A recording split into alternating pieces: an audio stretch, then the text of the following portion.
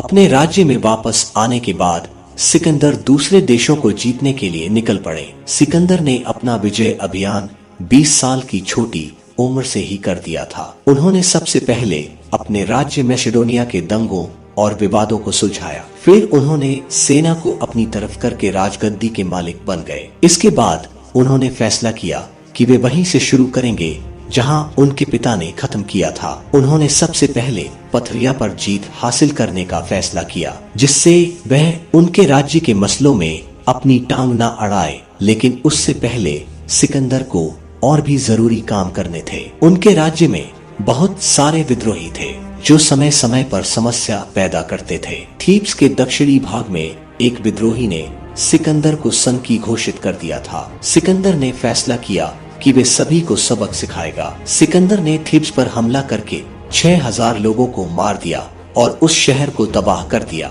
जिससे बाकी के सभी विद्रोही चुप हो गए। इसके बाद सिकंदर ने अपना अभियान शुरू किया। 334 बीसी में सिकंदर अपनी सेना लेकर ग्रांसियस नदी के किनारे बसे शहर ट्रोय पर हमला करने निकल पड़े। सिकंदर के सेनापति पार्मेनियन ने उन्हें सलाह दी कि वे नदी के पास वाले मैदान में युद्ध न करें, क्योंकि नदी के बहाव से उनकी सेना टूट सकती है। लेकिन सिकंदर ने नदी को अपने फायदे के लिए इस्तेमाल कर लिया। प्रिया से युद्ध करते वक्त सिकंदर शुरू में थोड़े से हारने लगे, लेकिन बाद में उन्होंने अपने युद्ध कौशल से सबको चौंका दिया और राजा के संग इन लोगों को मार दिया। इसके बाद प्रिया की सेना के पास वापस जाने के अलावा कोई रास्ता नहीं था। सिकंदर ने युद्ध में नए और पुराने दोनों तरीकों का इस्तेमाल किया। सिकंदर कभी भी जीत की खुशी मनाने के लिए नहीं रुके। प्रिया के कुछ शहरों पर कब्जा करने के बाद उन्होंने सार्दिस और एफिसस पर कब्जा किया।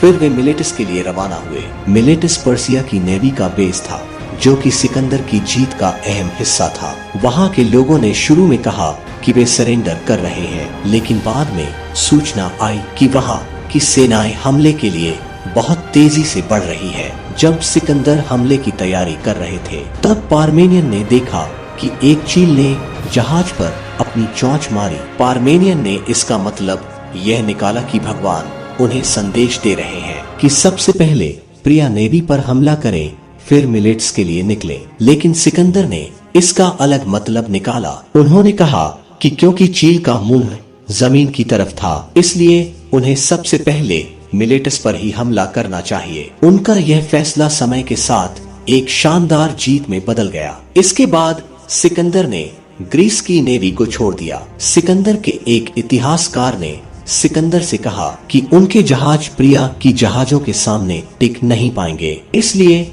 उन्हें एक साथ हमला करने के बजाय पहले पूर्वी मेडिटेरियन कोस्टलाइन पर हमला करना चाहिए, जिससे पर्सिया की जहाजों का कोई ठिकाना नहीं रह जाएगा। फिर वे आसानी से उसे हरा सकते हैं। इसके बाद सिकंदर ने रुकने का नाम नहीं लिया। वे हर जगह हमला करते गए और जीत हासिल करते गए। टेलमेसस के शहर पर हमला करने के लिए सिकंदर ने एक अलग पैंतरा अपनाया। उन्होंने वहां के सैनिकों के लिए कुछ डांसर्स को भेजा। जब वहां के सभी सैनिक शराब की लत में धुत होकर सो रहे थे, तो डांसर्स ने उनकी हत्या कर दी और सिकंदर ने आसानी से उस शहर पर कब्जा कर लिया। किस्मत ने कभी भी सिकंदर का साथ नहीं छोड़ा। ये हम जानेंगे इस कहानी के अगले पार्ट में। आज के इस वीडियो में इतना ही। जल्द मिलते हैं इस बुक समरी की अगले पार्ट के साथ। तब तक के लिए जय हिंद, वंदे मातरम। अपना और अपने प्यारों का ख्याल रखें। वीडियो अच्छी लगी हो तो वीडियो को लाइक शेयर करना ना भूलें। इसी तरह के और नॉलेजेबल वीडियो देखने के लिए हमारे इस चैनल द समरी वर्ल्ड को सब्सक्राइब करके बेल आइकन प्रेस कर दें। अगर आप यह वीडियो फेसबुक पर देख रहे हैं तो हमारे फेसबुक पेज को फॉलो कर लें।